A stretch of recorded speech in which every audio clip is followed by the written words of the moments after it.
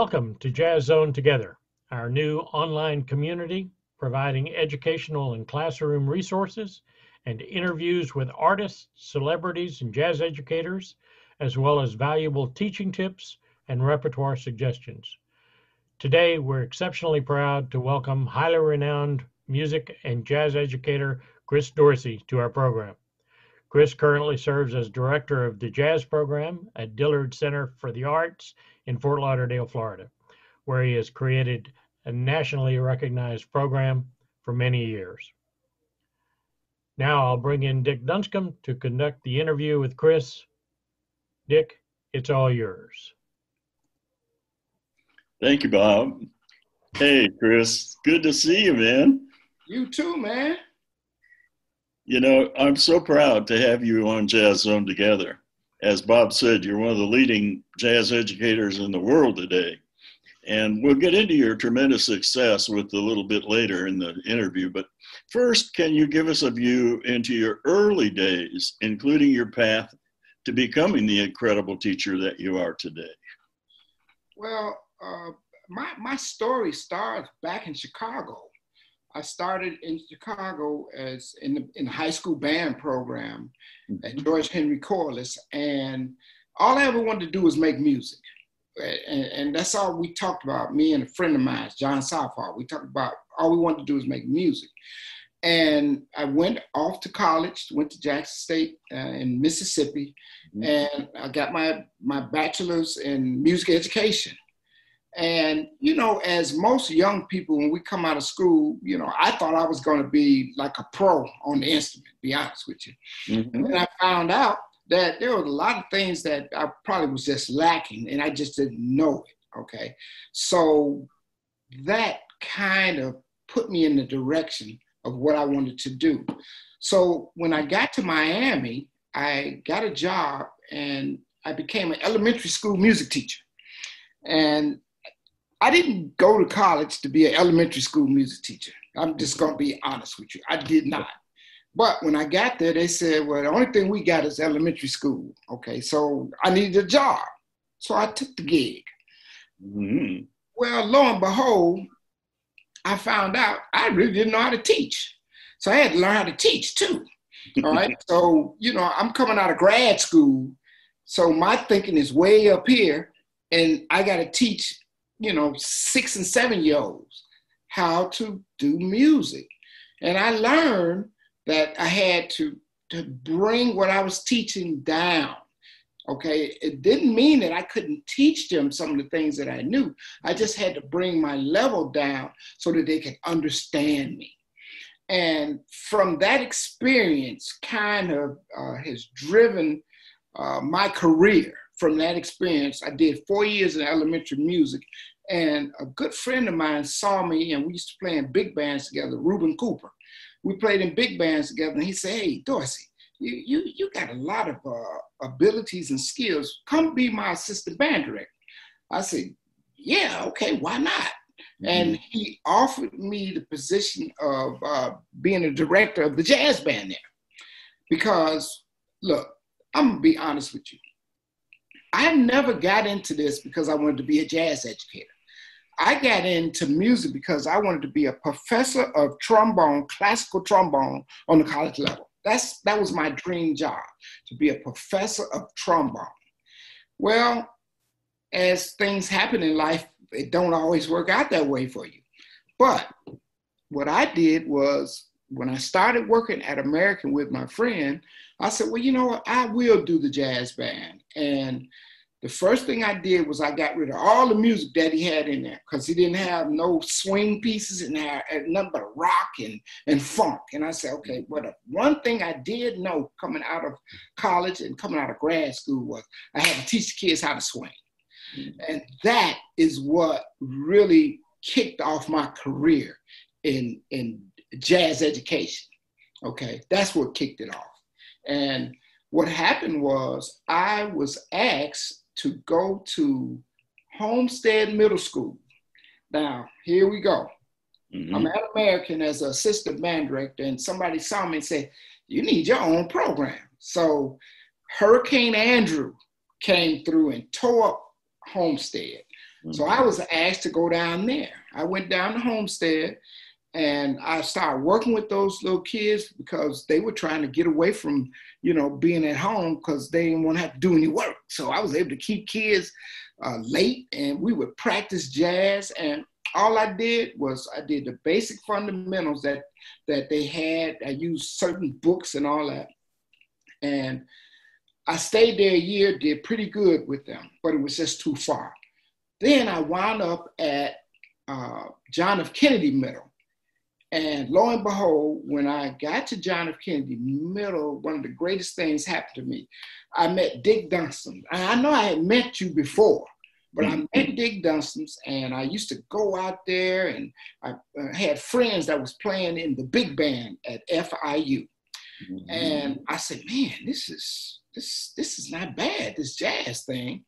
And I was watching some of the things you were doing, and then I would watch some of the other bands in the Miami area at the time.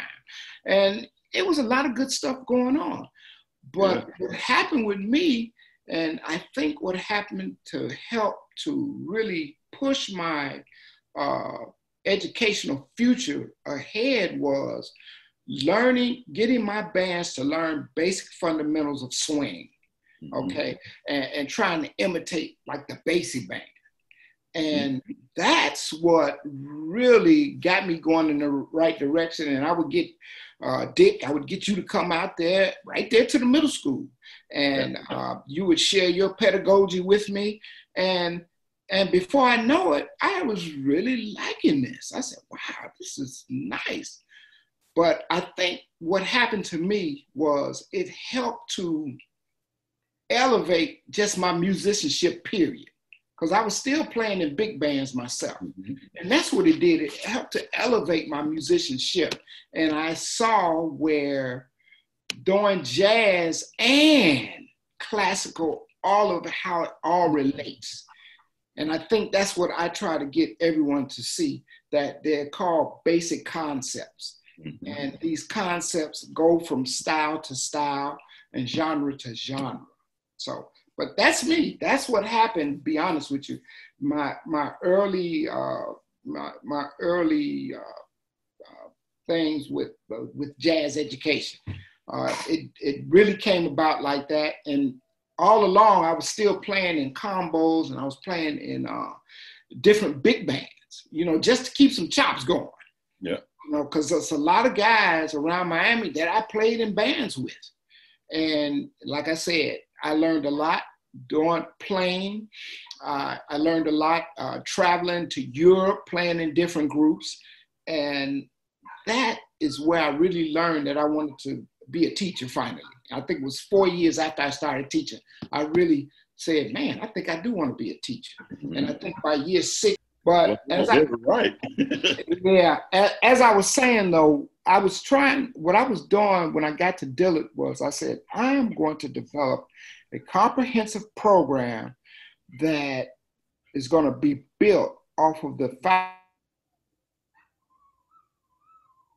of the jazz styles and performing techniques that was going to be used in contemporary music, old jazz, whatever jazz literature was out there. And I wanted to develop that along with very, very strong listening skills with my program. I also want to make sure that I engage my students in the history and the artistry of the jazz, the jazz genre. And by building a strong foundation in this, I felt that my students will really thrive, yeah. And under my leadership, my bands have consistently represented in prestigious honors. They've been recognized and selected for the all-state bands year in and year out, and it's always multiple kids. I've had up to 4 kids that were accepted in the all-state bands. And this is starting in, I think, 2006. Every year, somebody has been selected to that band. My students have been in the national bands. They've been in the all honor jazz bands, the Grammy bands, the Monterey Jazz Festival, the Next Generation bands, Grammy bands, anything out there, my kids have been a part of that. Now, the premier thing that we've done, the first thing we ever did was the Swing Central high school jazz band competition. And our first year in that was 2008. That was the first year just going into that arena. Mm-hmm. And what I learned was my band was pretty good, but we still had a lot of work to do. And we did that for 2 years, and we kept coming in second place. And I think the last time we came in second place, I said, never again will we come in second place. Okay. And I was driven. And I think that is one of the things that helped me to really get my program to the next level. We did that for 2 years. And then the third year, 2010, we came in first place at Swing Central. And we so happened to send a recording in to Essentiality that same year. And we went to Essentiality and we came in second place that year. So that let me know, okay, we're knocking on the door. Now, when I got into these competitions, everybody wants to win. But did I expect to win? No, I really didn't. I didn't go in my first few years thinking I was going to get to the top. All right. So we did the Essentiality, and the next year we came in first place at Swing Central for the second year in a row. And then we came in first place at Essentiality. Well, that was unheard of. So I said, well, let's do it again. The next year, we go back again. We come in first place at Essentiality, and we come in first place at Swing Central. 3 years in a row, Swing Central, first place. 2 years in a row at Essentiality. And I said, okay, man. But here's the problem. When you come in at first place in programs like that or festivals like that, what do you do to stay up there? Okay. And how do you keep your kids motivated? Mm-hmm. That's where having a comprehensive program built on the foundation of style, performance, basic fundamentals, and having a great foundation when it comes to listening. That's when all of that takes place. Okay. And I call it being consistent. If you are consistent with what your demands are, you will consistently get the same product. So those, like I said, those are some of the things, you know, first place, 2011, 2012, 2018 for Essentiality. But I don't even talk about how many times we've come in the top three. Okay, we were in the top 3 5 times at Swing Central. Okay, we won first place 3 times, second place 2 times. Essentiality, we've never placed under 4th, honorable mention. Okay, for 3 years, 2011, 2012, 2018, first place. Second place, 2010, 2019. Third place, 2014, 2017. Honorable mention, 2013, 2015. So that's all the years we were in the Essentiality contest. We always placed or we got honorable mention. Okay. And I hold all that dear, but the biggest thing in my program is I want my students to understand that I'm teaching more than this jazz and just music. I'm teaching life skills. It's a way of life. And we talk about it all the time, a way of life.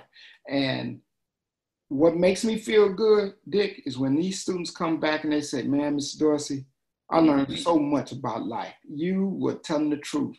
I relate a lot of the things that we learn in class to life. So that's the biggest accomplishment to me.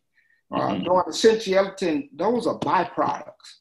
And doing Swing Center, those are byproducts. All that did was help me to be able to push my kids and get them to understand why we want to play to the highest level that we possibly can. Well, I've been in your presence watching you rehearse. We've worked together. I've been in your band room. The moment a band director walks into your band room, they're awestruck because of what's surrounding them. And I don't mean just the pictures of Miles and Duke. I mean, you have one solid wall with a list of soloists throughout the history of jazz. Talk a little bit about that. Yeah, I think the biggest thing that we have to do when we're trying to teach young people jazz is we got to put the jazz masters in their face, and it's got to be in their face on a daily basis. Okay, there can't be any excuse for why they're not listening to Bird, and why they're not listening to Coltrane, why they're not listening to, even Count Basie, Duke Ellington, why they're not listening to, because when they look at my board, they see the list of jazz masters up there, okay? To the point where there are people that see that board all over the country. They're like, oh man, that's hip. And I just came to that conclusion that it needs to be in their face, Dick. It needs to be in their face. Part of that is them seeing it and hearing it. And today, what makes it so great is these kids, they have it good.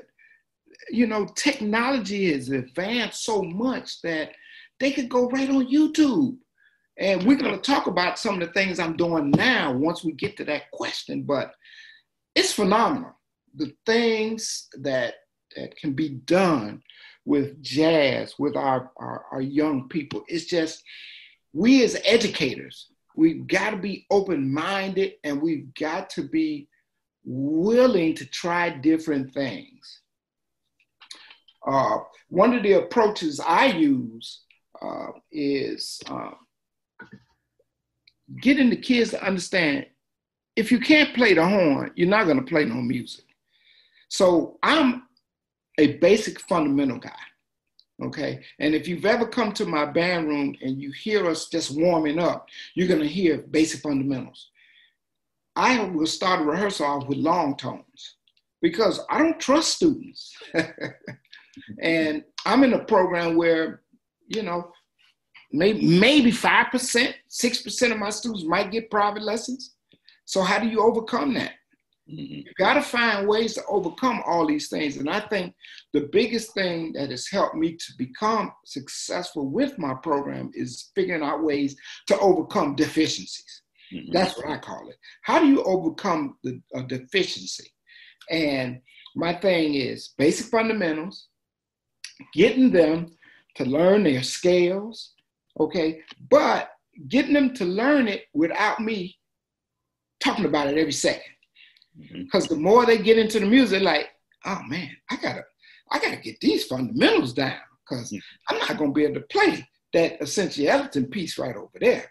Or I'm not even gonna be able to play Shining Stockings if I can't get through this scale here. Okay, so getting them to understand that, and then the next thing is getting them to enjoy, all right, enjoy playing the instrument. But I'm a firm believer, your environment has to say jazz. That whole room has got to say jazz. Those kids come into that room and they see all the awards, all the pictures, all the jazz greats. I said, they're all here with you guys. I said, Diz is here, Monk's here. I said, Duke's here, Count Basie's here. I said, everybody's here in the room with us. So they looking down at you. So, you know, you don't have no choice up in here. You're gonna have to get this stuff down. You know, so I think environment is so important. But not only is the environment important, it's what you put in the environment around the kids, okay? Because what you put in the environment lets the kids know, hey, this is important, okay? Because I don't want a saxophone player to come in my program and say, well, I didn't know who to listen to. Well, we got all the alto players listed right there. I said, and these are just some of the masters. I said, there's so many down in history. We don't have enough room on this board. I said, we just took some of the ones that was so recorded. We put them up there. Okay, because they're guys that come in the room, Dick, and they want their name up there. I said, all right, okay. And we let them put it up there, but then we have to erase it because it's taking too much space, you know. But I'm honored, seriously, I'm honored that, you know, guys want to make the board. But I just think that environment, okay, the environment is important. What you decide that you're going to teach, okay, and basic fundamentals. I mean, if you're not a basic fundamental guy, especially as a high school band director, you're probably in the wrong business. You're probably in the wrong business. Mm-hmm. We've got to remind them of that. And then we have to figure out ways to get them to enjoy, you know, trying to go on that journey with you. That's such good information, Chris. And it's an outline for any jazz educator to follow to get their programs to the next level. You've talked a lot about your techniques and so forth. And I think one of the challenges for many, many jazz educators is teaching their students to improvise. You're a master at that. Tell us how you do it. Well, let me just say this. I can improvise. Okay, I can improvise, and but I wouldn't say that I was a killer. I would just say I knew how to do basic fundamentals things. What I do with my students, especially to get them encouraged and excited about improvisation, is we start out with a simple tune. Okay, I think last year our tune was Bags Groove. We just start out with Bags Groove. And I try to find songs that have the least amount of changes in them, okay? And that's why we normally will start out with a basic blues, okay? Because they know they're gonna have to play the 1, the 4, 5, 7, and go back to a 1. And we get them listening to changes, okay? We get them listening to the changes. And then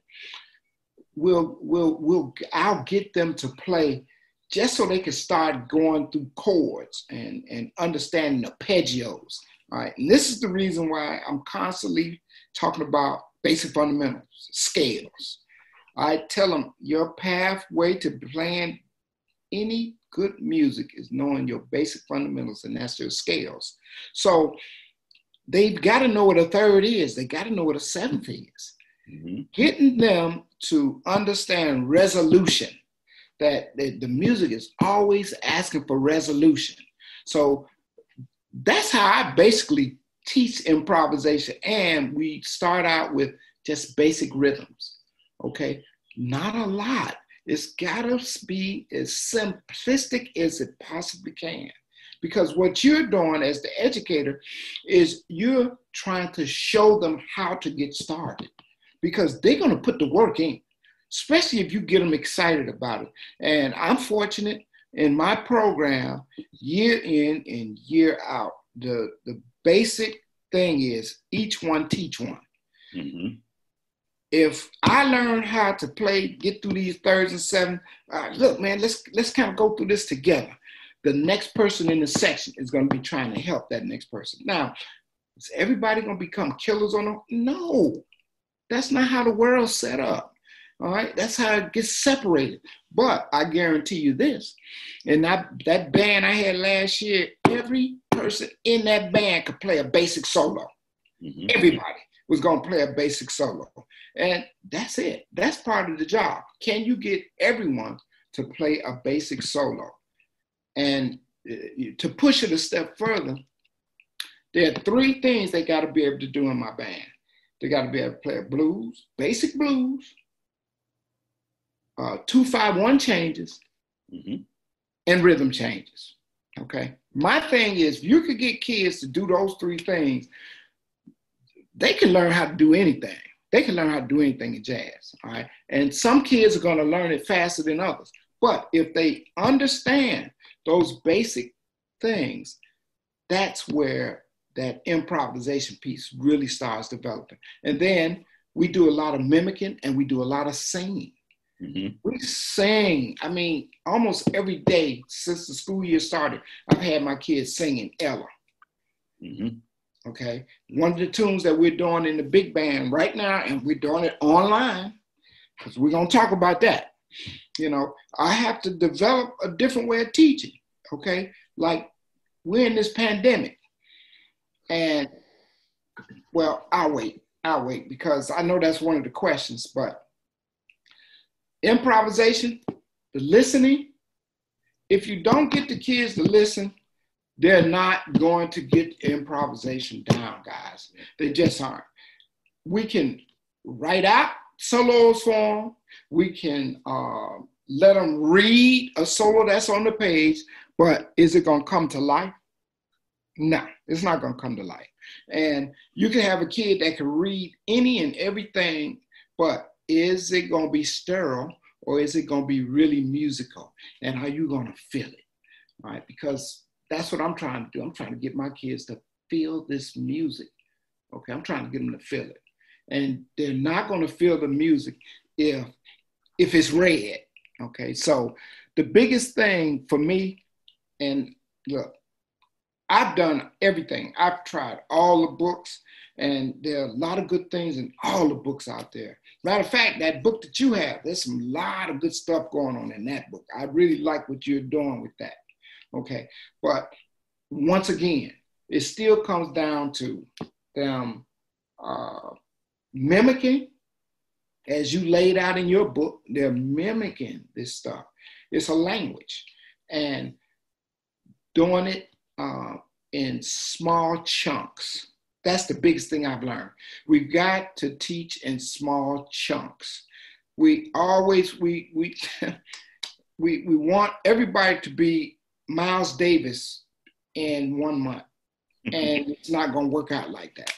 But if you go step by step, right, it does work. It does work. And look, I witness it every day. Even now, I'm like astonished at some of the players I have that was in the band last year and they were just role players. And now the other guys graduate and these guys are coming to the, I'm like, oh my God, I can't believe the way you can play right now. You know. That's great information, Chris. The way you lay it out, I mean, that's the essential way that the masters learned. And the listening part has been mentioned by almost everybody that we've interviewed, but you've gone into depth with it, and I appreciate that so much. Talk to us about selecting appropriate literature for a jazz ensemble and what you look for as a director in reviewing music for your program. Well, my approach to selecting music is, first of all, good music. Is it good? Does the arranger, does he arrange with depth? Does he highlight strengths, weaknesses in your band? Because first thing is you got to know your band, all right? And when I pick a piece of music, like last year I picked Tiptoe, Thad Jones, Tiptoe. Mm-hmm. But my approach to it was, not only was I trying to teach the style of Thad Jones, but I was still promoting being a virtuoso on your instrument. Mm-hmm. Okay. So I had a trombone section that was full of seniors. Okay. This is how I approach selecting my music. And then I'll show you how I selected in all the bands. I had a group of seniors and they felt like they was hot shots. I said, okay, no problem. So I said, let me get, I'm going to pull out Tiptoe, and we're going to do that at Midwest. Well, Tiptoe is very intense, and I know guys, pros, they're not trying to mess with that piece. But I try to pick 2 to 3 tunes that are projects. I call them projects, but they teach everything that you want. Then I try to pick stylistically, I try to pick.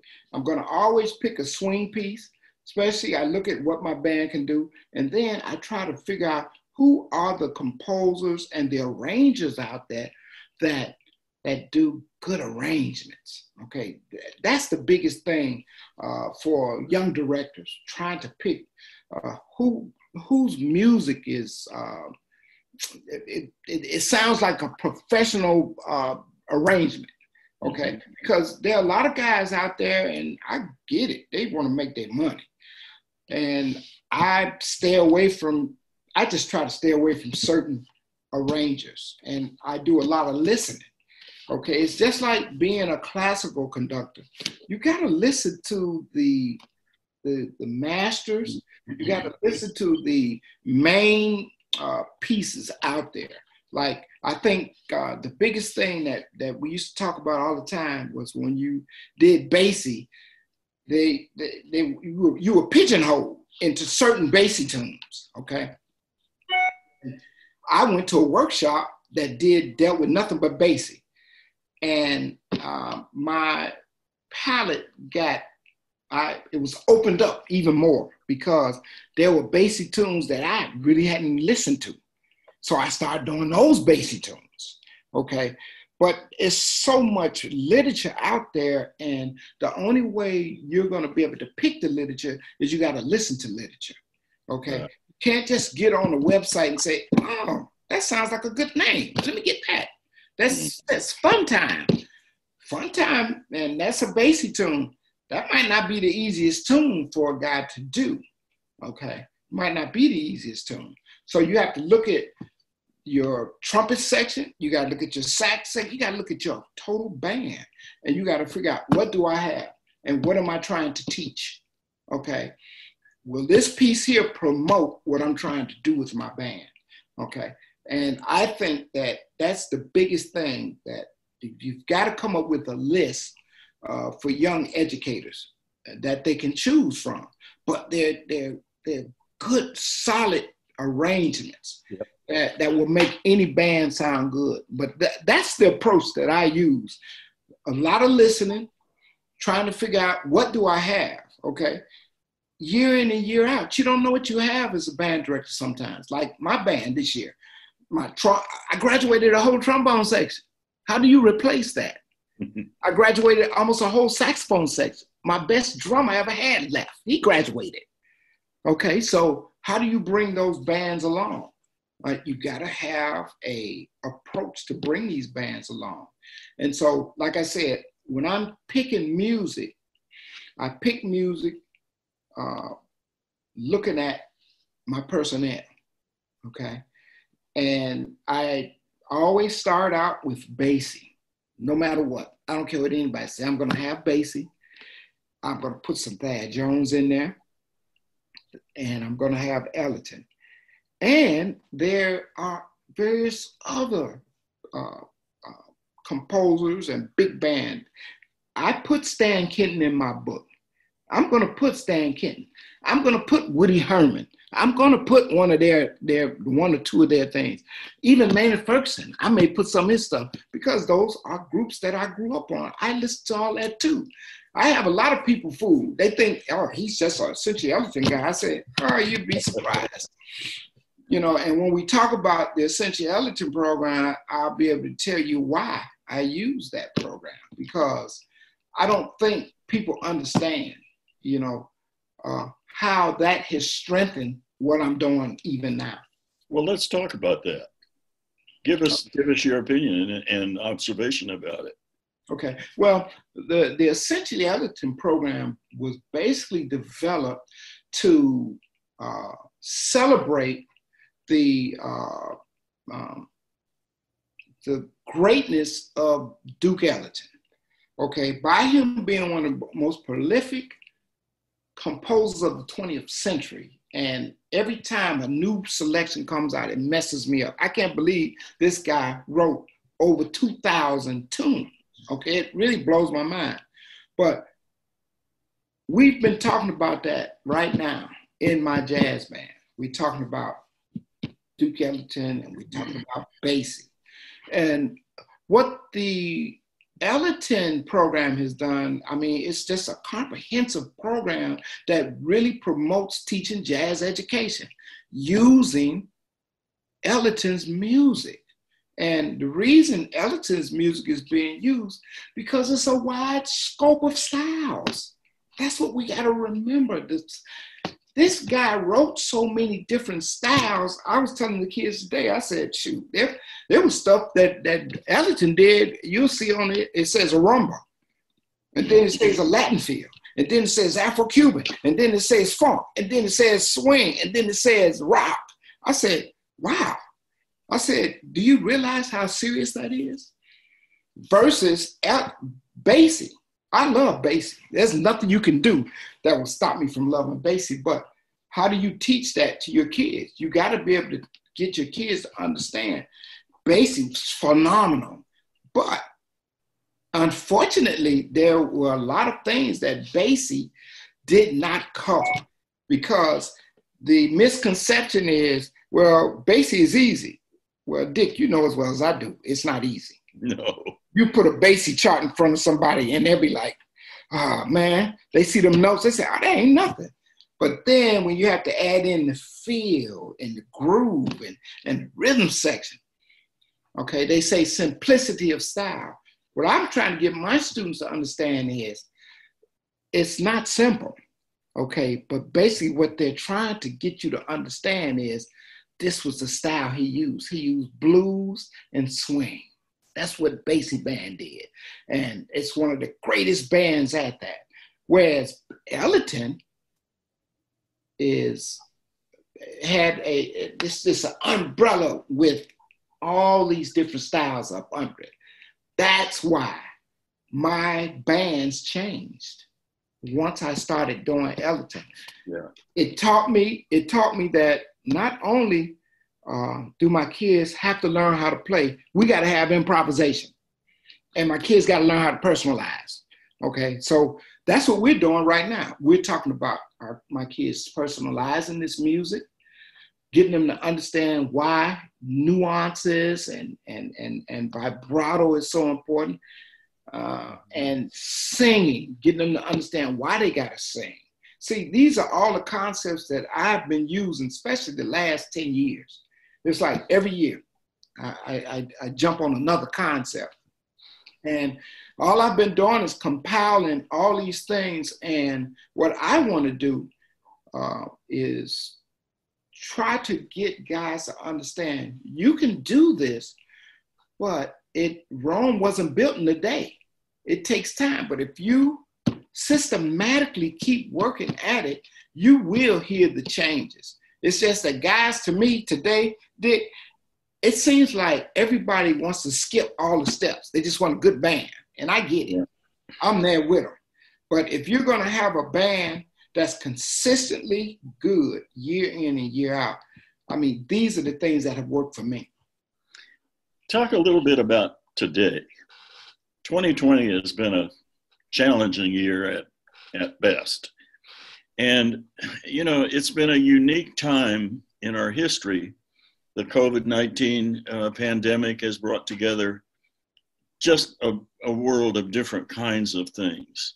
Share with us some of what you have had to put in place as you approach this new technological environment. Yeah, boy, I tell you. Whew, I was thinking about this the other day. I said, man, stuff I have to do. What has happened is it has really tested me, okay, especially my approach to teaching. Because remember, I've been doing this is my 35th year. I mean, honestly, you know, I was thinking I was going in this year, automatic pilot. I said, man, I'll be on autopilot again. No, it don't work like that. It's not working like that this year. Because now what I'm up against, and I never thought about this, but what I'm up against now is we're doing everything online. Fortunately, we're going to be back in school mid-October. But everything since August 19th has been online. Mm-hmm. I've got to try to keep these kids engaged and growing as we navigate through this, all right? Now, nobody says anything about this, Dick, but we as educators, we've had to switch our entire way of teaching. Okay, we have to switch our whole entire way of teaching, and we don't get any credit for that. Okay, but everybody else, you know, they can come up with stuff, and it doesn't work. But we are told, well, we got to make it work. All right, so no different for me. My program is at a high level. How do I keep it there? Well, how I started out was I started out with singing. I said, okay, let me do something I don't normally do a lot of. Okay, we're singing. We're doing a lot of history, but we're playing. Mm-hmm. I have kids playing, and I told my students that what we have to do is we've got to take advantage of this pandemic that we're in. Just because we're in this pandemic, it doesn't mean we're supposed to just lay down and not do anything. I said, as a matter of fact, this gives us a better opportunity to get even deeper into this music. I said, because look, individually, we have to play individually. We can't do things together, basically. That's what's happening right now. So what I'm doing is we go into breakout rooms. So we're still doing sectionals. So how do you get kids to be able to feel like there's some normalcy in the rehearsal? That's the purpose of the breakout rooms. We go into the breakout rooms, and I told them, I said, same rules apply, you know, because I'm not going to be in there every second with them in the breakout room. They can talk, they talk up the stuff. You know, one guy might play a line and everybody tries to mimic it. Okay. We do a lot of listening. Like right now we're doing Shining Stockings. And I started it with Ella. Everybody in the class has to sing Ella. And they sing with Ella, and they got to get all the nuances, everything Ella does. And I started it out, me singing with Ella. Okay. And I think that right there was like a breaker. That helped with all the kids. The ones that are very shy. I said, look, if I can make a fool, I said, I'm just kidding, not a fool of myself. But if I am brave enough to get on here and sing, I said, I'm not, yes, you are, you can sing real good. I said, nah, I don't sing real good. Well, what happened was I found out there's a lot of good singers in the band. Okay. And you could tell by the way some of these guys are playing solos that they're singing, they're mimicking. And all I'm doing is trying to get the kids to mimic, okay? Get them to understand why I teach what I teach and how I teach what I teach. Because I want them to be able to mimic what I'm doing. I want them to have this information, but I want them to make the information their own, okay? Right. And that's great. You know, go ahead. Well, I was just going to say that there's one thing that I left out about that Essentiality program. They have all the notes, okay? It starts out talking about, you know, how the big bands came into existence, who's taking the place of the big band, teaching the big band. And it goes step by step into that history. And then every song, you have program notes. Mm-hmm. Hey, you should do this, this, and this. If you do this, this, and this, the song will lay better. Yeah. Look, man, if every composer and arranger was doing that type of stuff, man, we would have so many more great players and improvisers, okay? It wouldn't be just, sometimes I feel like it's just a money grab for a lot of this music. And I know that's just not the case. I just know that as an educator, we're trying to get the best information in front of these kids. Good. And you shared a wealth of information with the viewers today. Yes, sir. And as you said, your career is probably in the latter part of teaching at this educational level. But you've shown a great interest in helping younger directors to become better jazz educators. How will we see this continue as your career moves forward? Well, I'm hoping, you know, that I can try to kind of put together a comprehensive program or a book or something that kind of outlines some of the things that I was able to do that has made me successful over all these years, from middle school, from elementary to middle school to high school. And that's my desire right now, to be able to help more young directors to see that this can be done, okay? And not to, I think, overthink it. I think sometimes there's a tendency to overthink it, and it's too hard. You're adding extra stuff on my plate. Whereas if we could get the younger people to understand that by adding jazz, it's only going to strengthen everything else you do. Right. That's the thing that I'm trying to get across to everybody. Okay, basic concepts.